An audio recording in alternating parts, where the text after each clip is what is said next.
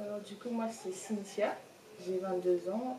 Au niveau engagement, je pense cette année, je me suis en contrat garantie jeune avec la maison de avec la mission locale.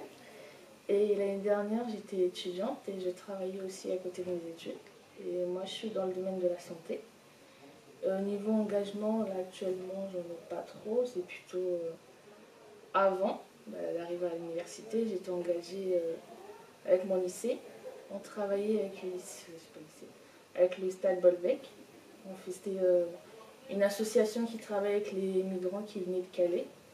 En gros, c'était vraiment, on organisait des stands, on a fait des, par exemple, même nous-mêmes personnellement, on a fait des petits gâteaux à vendre, on a organisé des collectes, on avait réussi à approcher, je crois, c'était une petite radio locale, on va dire, pour faire passer des petites infos. Ça a marché parce que il y a du monde, ils ont ramené au lycée des cartons de vêtements, plein de petits trucs. Et avant le confinement, vu que j'avais bien aimé le projet, avant le confinement avec ma mère, du coup on a créé une association qui venait en aide aux jeunes mamans. Et c'est une association, du coup on avait créé, on a fait la demande auprès de la préfecture. Elle a été accordée, après malheureusement il y a eu le Covid. Et du coup, vu qu'il y a eu le Covid qui a fait que le projet a été mis en suspens, cet été je suis partie 3 mois au Congo pour voir un peu, et l'idée c'était de visiter les orphelinats, pour voir un petit peu, parce que c'est bien beau de vouloir faire des projets, mais on n'avait pas de base. On s'est dit pourquoi pas aller voir dans les orphelinats comment ça se passe, avant de se lancer réellement dans le projet, parce que c'était un bon projet, mais ça prenait du temps. Ouais. Et du coup, là j'ai été, on attend de voir, là du coup je suis revenue il n'y a pas longtemps. Et on se pose un peu pour réfléchir si on se lance réellement là-dessus ou on attend de voir ce que ça va donner. Et depuis combien de temps vous avez cette idée de créer cette association, par exemple? En fait, mon grand-père s'occupait d'une association au Congo, il s'occupait des jeunes enfants. Et c'est vrai que quand il est mort, on s'est dit pourquoi pas reprendre le concept, mais voir plus large, avec les jeunes mamans, parce que lui s'occupait que des enfants, orphelins on va dire. Okay. Et du coup on s'est dit pourquoi pas. D'accord. Et les missions principales, donc ça va être plutôt éducatif, animation, tout ça, ou il y a de la récolte aussi, tu disais?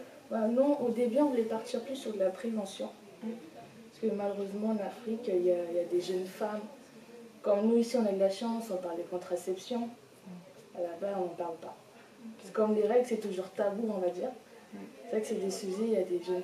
Je suis partie, il y avait des filles, elles avaient le double de mon âge. On parlait de la pilule, elles m'ont regardé, mais c'est quoi la pilule? On a remarqué, il y a beaucoup de jeunes, elles ont 12 ans, 11 ans, elles sont déjà mamans. Et c'est vrai que nous, c'est ça qui nous avait plus marqué, on va dire, on voulait faire plus de la prévention. Et pourquoi pas élargir avec le temps si on voit que ça marche. Okay. Et qu'est-ce que... En quoi c'est un engagement qu'est-ce que l'engagement pour toi, du coup? Pour moi, c'est un engagement dans le sens où je viens d'une famille où les enfants étaient faits très jeunes. Dans le sens où c'était un engagement parce qu'ils n'ont pas eu la possibilité d'être orientés. Ici, moi, j'ai de la chance, j'ai grandi au Congo et en France. Donc j'ai pu voir les deux. J'ai pu grandir entre les deux mondes, on va dire. Et c'est vrai que je me dis, j'ai eu cette chance, aujourd'hui je suis bien faite maman. Et j'ai eu cette chance d'être suivie, alors que là-bas, il n'y a pas ce suivi qu'on a la chance d'avoir. C'est vrai. Et tu l'as peut-être un petit peu déjà dit, mais c'est quoi tes motivations premières de cet engagement? Tu l'as peut-être déjà dit. Moi, les motivations premières, c'était venir en aide. Parce que moi, j'ai un bac pour SSP, et qui va dans tout ce qui est santé, sociale, dans tout ce qui est aide à la personne, on va dire.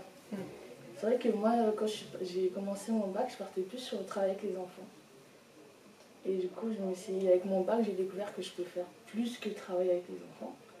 Et je me suis dit, pourquoi pas. On va essayer. Et vu que mon grand-père avait déjà commencé le projet, c'est vrai que sa mort, c'était un peu le déclencheur pour me dire pourquoi pas continuer là-dessus.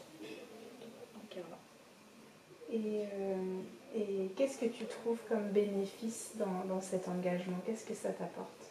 Bah, moi, ça m'a apporté, je pense, le côté humain et d'apprendre plus d'expérience. Par exemple, j'ai pu, là, cet été, on a pu discuter avec des jeunes femmes. On a joué une fille, elle a 15 ans. Elle en a déjà 2. Elle a 2 enfants. C'est vrai qu'elle me racontait son parcours et il y a certaines choses, je me dis, elle aura su certaines choses, même elle m'a dit, elle ne sera pas là. Nous, on a eu de la chance, il y a de la prévention, on a les organismes qui sont là pour nous aider. Il y a la PMI, tout ça, mais là-bas, il n'y a pas de PMI, il n'y a pas de prévention, on va dire. Donc elle-même, quand on en discutait, elle me dit, c'est vrai que j'aurais su ça mieux avant. Bah, il n'y aura pas eu tout ça. Elle ne regrette pas ses enfants, mais il n'y aura pas eu, on va dire, tout ça. Et qu'est-ce que tu donnerais comme conseil aujourd'hui à un jeune qui souhaiterait s'engager? Après, il faut faire ça dans le sens où il ne faut pas se dire j'y vais pour gagner de l'argent. C'est pas du tout ça. Ça ne marche pas.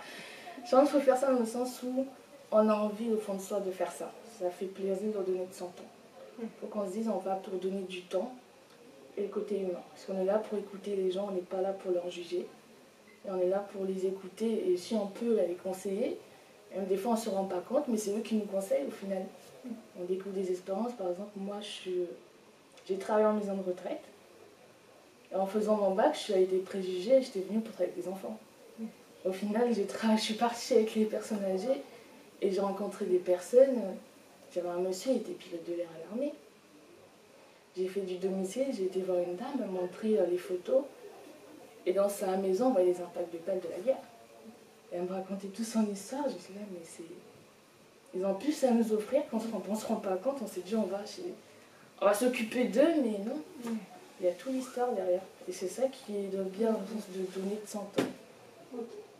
Ok, pour toi, voilà, c'est de donner de son temps. Donner de son temps, acquérir de l'expérience. Okay. Et je pense que c'est l'évolution aussi de soi-même. C'est un beau mot de la fin, ça. Mais c'est vrai, on s'en grandit.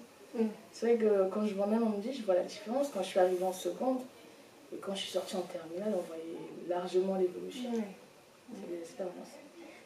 Et là, tu as quel âge, tu as dit tout à l'heure? J'en ai 22. 22. Encore un grand chemin devant toi, du coup. J'espère, oui.